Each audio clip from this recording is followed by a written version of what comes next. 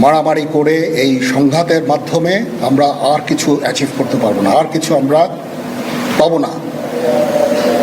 সুতরাং দয়া করে আপনারা সমস্ত ধ্বংসযজ্ঞ, সমস্ত অরাজকতা, সমস্ত সংঘর্ষ থেকে বিরত হন এবং ইনশাআল্লাহ আমরা সবাই মিলে একটা সুন্দর ভবিষ্যতের দিকে আমরা অগ্রসর হব। প্রতিটা হত্যার বিচার করা হবে, প্রতিটা অন্যায়ের বিচার হবে। আমরা আজকে সুন্দরভাবে কথা বলেছি, সমস্ত দলের প্রধান দলের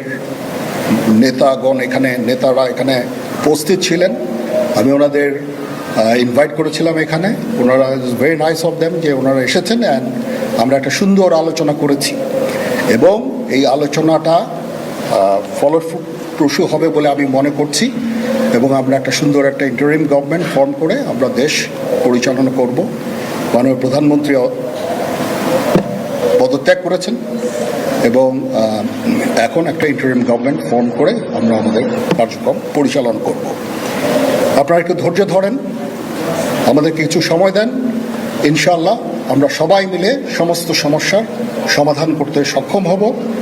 আপনারা আর এই সংঘাতের পথে যাবেন না এবং শান্তি শৃঙ্খলার পথে ফেরত চলে আসেন। আমাদের দেশের অনেক ক্ষতি হচ্ছে, অর্থ সম্পদের ক্ষতি হচ্ছে, জানের লোকজন মারা যাচ্ছে।